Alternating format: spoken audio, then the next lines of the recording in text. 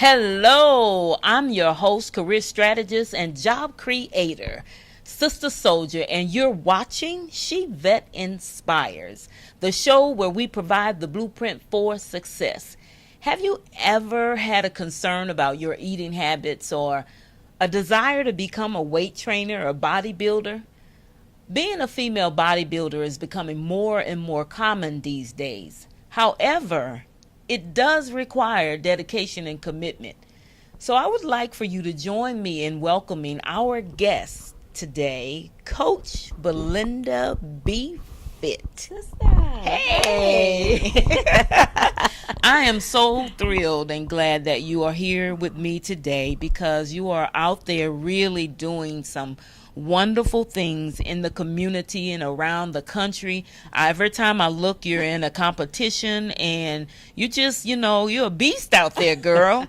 And you have just, really made it known that it's okay for a woman to be a bodybuilder and have other talents and be beautiful at the same time, and to be able to take care of yourself and balance that. So I want to just open up the gates of knowledge and allowing someone to be able to see themselves in what competitions and being a bodybuilder and eating well and being well and looking good, all of those things can bring to oneself who may be encountering that particular journey or interested in taking that journey and just don't know where to begin. So tell me a little bit about, where did you begin? How did you start this practice with wellness and fitness? Oh, wow. Let me thank you so much, first of all, for what you're doing. It is an honor to sit before you. What you are doing to inspire, equip, and empower women all over this world globally is what I wish I had years ago. And maybe I would not have made so many unwise decisions and just foolery in my life. But I want to thank you for affording me this opportunity. Oh, you're welcome. That is really my heart desire, is to just to make awareness of how to get into a particular career path, because so many times we see people when they've made it on the other side of success and we don't know the journey that they've had to get there. Right. And sometimes they're just not sharing. And they don't want to tell how to get to where they are for fear that someone is going to take their place. I don't know how somebody could just jump from one spot to another that quick. Right. But there's really no space to be taken because there's room for every one of us. Yes, it is. And God has created us uniquely and in our own creation so that we can fulfill the purpose that He has on our lives. And sometimes it looks like the same journey, but no two journeys are the same. No, it's not. So I want you to just kind of like really just relax a little bit and share with us, how would someone begin a journey like this, and where did you begin? How did you take this embarkment? My fitness journey started what I call a wake-up call. I'm from Memphis, Tennessee, so if you hear that little southern accent, that's It's okay. the deep south. Yeah. But I was living in Memphis, Tennessee all my life, and it's 5 siblings. It's 5 of us, rather. My mom and dad have 5 children. And one day, I was driving down the street, and I got this call from my mom. And during the call, when I answered the phone, I could hear my mom's voice. I can hear in my mother's voice that there was something wrong. And all I heard were these words, Linda, get to the hospital. They called me Linda. And they're rushing your father to the hospital. So I got to the hospital. In that city, all of us, all 5 of my sisters and brothers, we lived in the same city. And we all met down there. I was the last person to get to the hospital. So by the time I walked in, the doctor was already there with my dad laying on his back, my mom on his side, and all my other brothers and sisters in the room. When I walked in the room, I could tell that it was very serious. Wow. So as the doctor began to explain to us that my dad's kidneys, both kidneys had failed him, he told us these words, and these you would think were the most dreadful words to hear at that time. He said, if he did not get a kidney within so many weeks, we stand a strong percentage of chance of losing him. At that moment, I just like zoned out. Tears began to come down my face. So many mixed emotions. I was angry. I was sad. I was so emotional. But one thing that I remember that I was angry enough to make a change. Yeah. I was angry enough to make a change. That moment right there, out of hearing all of that bad news, I made a decision not to allow another opportunity to come my way. That I would not be in a position to help a loved one. Because, see, my dad is a good dad. Yeah. He's a good dad. Yeah. And no one in the room was in a position to give him a kidney, even if we were a match, because everybody in the room was unhealthy. Oh. That was the saddest news to me that day. I know my dad kidneys were failing him, but no one in the room able to help him if we were a match was one of the saddest news I had ever heard. And that day, Coach B Fit was born. Wow. That's when I gave birth to Coach B Fit. Wow. I made a decision to say enough is enough. Let's make a change. Yeah. Wow. Well, I really understand the importance of I understand the position of having a family member that needs a kidney. My grandbaby's mother just had a kidney transplant. Wow. So it's a vigorous experience, and it doesn't happen like that for everybody.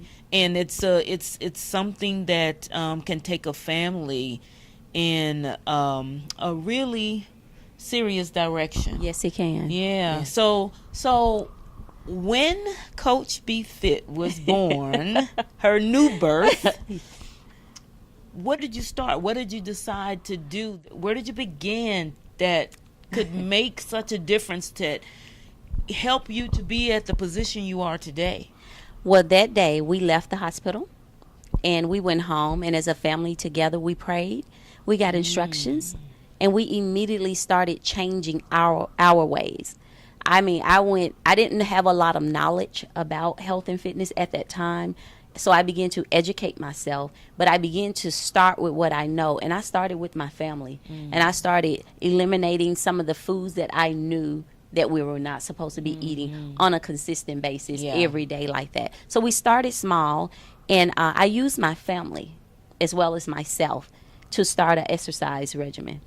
And it turned into a community thing because people began to notice changes in our family, the way we look. We went from obesity, high blood pressure, diabetes, to none of that. And I've seen the photos. I've seen some of the miraculous stories, and that's what's so amazing. Oh, yes. And I see how you all work out together and, really have just made this a family journey. Yes, and in the midst of doing that, it impacted the community. So we turned it into a community boot camp. And so my desire was to infuse everyone that came into my life with the gift or the gospel of fitness, I call it. Oh, wow. The gospel and that's a good gospel to follow. Okay. Good gospel to follow. Because God wants us, what comes to my mind when you talk about the gospel of fitness is that, if we don't take care of our bodies, we cannot fulfill the will of God for our lives. And sometimes it causes a person to pass prematurely. Exactly. That's exactly right. And so it's important to pay attention to how we're eating and what we're doing and how we're living. I know that you have a book, that you've written several books, and one of them is a cookbook. Yes, Meals in a Hurry. Yeah. So share with me a little bit about that, because this is a fast society that we live in. Right. And eating healthy is not always at the top of the list. And your meals that you have planned, so deliciously prepared, and the presentation is just like phenomenal. That looks like it takes more than 30 minutes to prepare. Come on now. Looks can be deceiving. Really?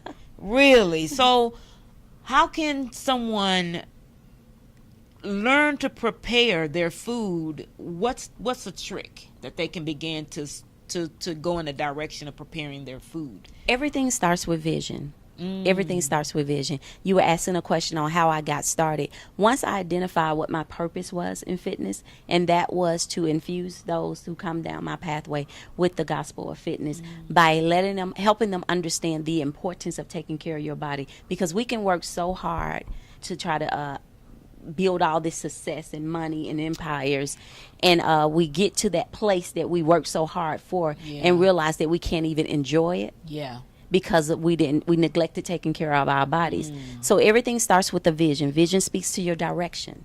And when you create that vision, just like you create your financial vision, your business vision, your family vision, you need to create a health and fitness vision.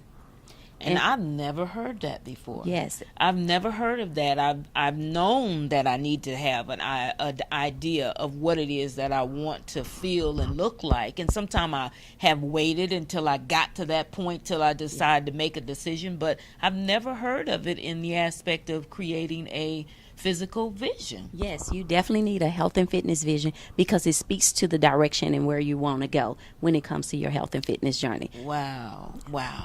Well, with that said, we're going to take a break. And so you're watching She That Inspires with Coach Belinda B. Fit Johnson and Sister Soldier. We'll be right back.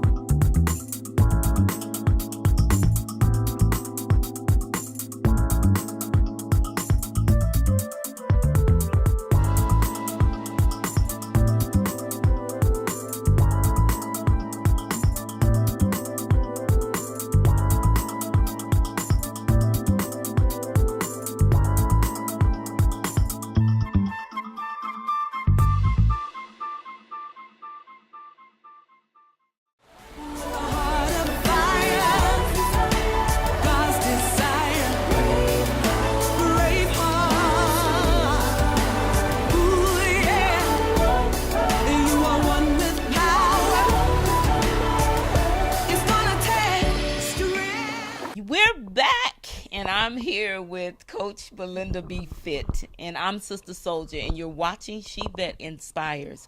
So we were talking about the importance of having a vision. Yes. And I know the Bible talks about having a vision and make the vision plain. Yes. And those who lack to create a vision perish. Exactly. And that really applies to what we're talking about today. If we don't have a vision for our health and our wellness, then that's what happens. We perish. Right.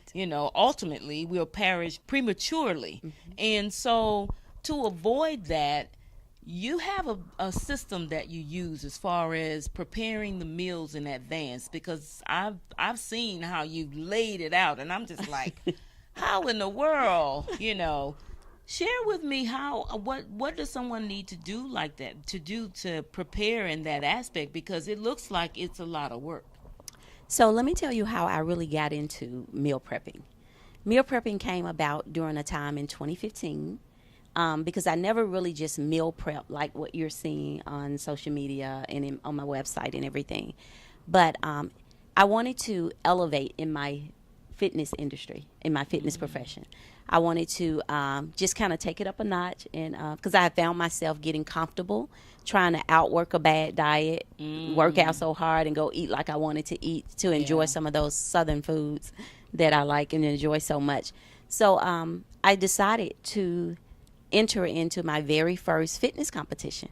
That's so where it I started. had no knowledge, no information or anything. I knew nothing about that industry. Although I have been in fitness industry for 20 some years, I never competed and never had any knowledge or anything about it.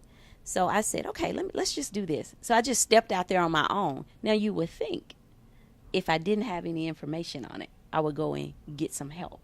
But once again, I stepped out there with no vision, and I was all over the place. So again, once again, I said, enough is enough. Let's just get some help. So I hired a coach who was well educated when it came to the competitors world in the fitness industry. And he began to talk to me about meals and dieting and structure and everything. And that's what I found out I was lacking: structure, discipline, and vision. And when I began to listen to him, I realized that there was something on the inside of me that did not want to elevate in my fitness industry anymore. Wow. Because I didn't want to commit to something that was going to get me what I desired. I desired to get my eating habits together. I desired to elevate in my fitness industry, to change my body in a different way. But I didn't want to commit to the vision. Yeah. So that was something that I had to identify. And then I had to eliminate the excuses that was in my head. I had to eliminate what was really in my heart because it was not taking me toward my goal. And so the meal prepping came when I had to start getting some structure in my life when it came to eating. So I started meal prepping, and the Meals in a Hurry book was created by, I call him my chocolate drop, Mr. E. Cornell, to you all. He said, baby, you're on this journey and it's new. Everything that you're creating, why don't you just put it in a book? He said, people are on the go. They need something quick that they can go in and feed their family something healthy at the same time, and it's tasty as well. Well, my husband's mother is a very, very good cook. So everything we cook in our home, it has to be the palate has to taste good to the palate. Yeah. Well, nothing. You have to be in alignment with Mama's cooking. Okay, I got to line up with her, and I love my mother-in-law, and she taught me some different tricks to be able to cook as well as make it taste good and be healthy at the same time. So I began to implement those things in every recipe that I would create. I would just put it in a book. Or no, at that time it was just writing in a Microsoft Word document. Wow. And I began to, at the end, I had about 30 recipes, and I created Meals in a Hurry with the first 15. And during that time, I identified some of the things that were causing me to fall on my health and fitness journey. So you kept a journal. I did. I kept a a journal to keep track of where you're going and how is it working for you. Yes, and I kept my vision before me. My vision, I didn't think was going to change, but my vision changed as I grew. And as I began to identify what was in me and what was really holding me back, because there were some things in me that I didn't really think was there. This journey showed me who I really was, and I didn't have it all together like I thought I did when it came to my health and fitness journey. And as I began to identify those things and really eliminate them out of my life, that's when you begin to see the change come out on the inside. Come out on the outside, because change took place on the inside it first. starts from the inside. And I really that's lived that that hard out. look Yes. that I always refer to, that we have to really just ask ourselves, how are we being, and what are we doing what we're doing for, and why are we where we are? Yes. Those are the questions sometimes that we don't want to answer. And it's the hard questions that self-denial. Yeah. And so what I'm hearing is that this pattern of not being committed and not wanting to write the vision down. I have to force myself sometimes to write the vision down because I keep it in my head, and I'll feel like, oh, I know what I want, and I know this, and I know that, but in reality, it comes and it goes. I'll remember it at the moment that I'm in it, but if I'm outside of it, I might forget it because I'm not keeping it before me. And it causes us to be all over the place. Because that's where I found myself all over the place. I began to look like I was all over the place. My stomach, my weight always hit here in my stomach and my thighs. And I had to just come to grips that, Belinda, you need structure, not just with food, but in your life. Yeah. And that's what I was missing. That missing piece of having some discipline and structure in my life caused my every area of my life to kind of line up. Wow. And wow. I was in self denial. I thought I was doing it, and then I went from thinking I was doing it to knowing I wasn't doing it, but I didn't want to stop. Yeah. I didn't want to commit. Well, I must say that you have some really nice biceps. I definitely would not be trying to pull out these arms in comparison. I do want to say, because you mentioned your chocolate drop, Yes.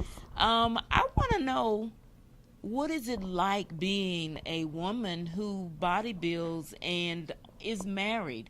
How does your husband handle that, and how did it make the two of you feel, your relationship? Because I know you have a great relationship and that he's there by your side, but I wonder, was it always that way?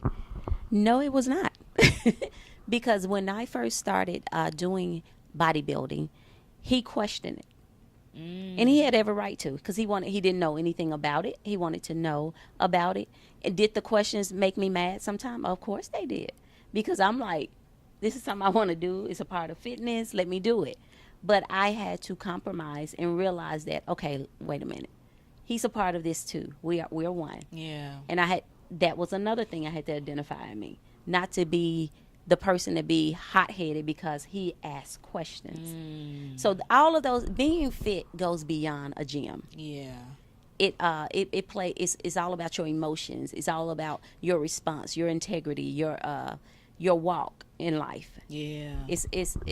It goes way beyond just a workout in a gym. Yeah. It's up to us to want to identify those things and really deal with it. But we begin to have a real heart-to-heart talk about it. And once he began to understand the sport and saw my purpose in it, because I wouldn't suggest or recommend bodybuilding to anyone unless you have a purpose for it. Yeah. Just jumping out doing it just to be doing it. And if you just want to do it to help you to be disciplined, that's different. But always have to suggest that you contact your physician before you try any of this. Yes. Because what worked for her may not work for you. And everybody is different. And we're all dealing with health, our health in our own way. So we have to be cognizant to get our physicians permission before we try any of what Coach is talking about. Because although it works, you may have to adjust it a little bit, and go from there. Yeah, everybody's body is different. So what works for Sue may not work for Mary. You find out what works for you. A size, a number on the scale may look, 150 may look great on you, but 170 may look good on me. Just because your number is smaller doesn't mean that 170 doesn't look good on me. So once again, you have to identify your health and fitness vision, find out what works for you, and then customize your program and follow it. Take action immediately. Yeah. Once you create the vision, you take the action immediately. Wow. Don't waste time, and that's where a lot of us do. And like to piggyback on the bodybuilding part, if you desire to go into bodybuilding, educate yourself on it and get around people who have walked the walk. Yeah. And learn from it. Where would they find someone like that? Oh, you can Google it. You can go to social media is all over the place. You can just put fitness competition in, and a lot of stuff will come up, and you can just begin to go down the list and find and your fitness expert right here can help you as well. Yes, ma'am. But just find out what's your purpose for it. What is your purpose for it, and then go from there. Yeah. And then and you can just it's a fun sport, and it's just to help you on your journey. And I believe that once you determine why, your big why, you have to have a great reason why. It's not just because Betty, Barbara, and Sue are doing it. You want to, make sure that it's something that God has called you to do. Exactly. And if it's not, you'll know it. So don't try to force it. And that's with anything. If you try something, I've been down roads where I've tried doing something because it looked good and I thought that it may have been something I was supposed to do. it really wasn't what I was supposed to be doing, but it was something that guided me to the Exactly. direction of where I am supposed to be. So be aware of that as well. Exactly. Yeah. And I remember you asking me earlier what led me to health and fitness. What also led me to the bodybuilding part. I remember a time in my life when I was in a very unhealthy relationship. And in that unhealthy relationship, I identify another purpose in my life, another part of my calling, a part of something that God has called me to do.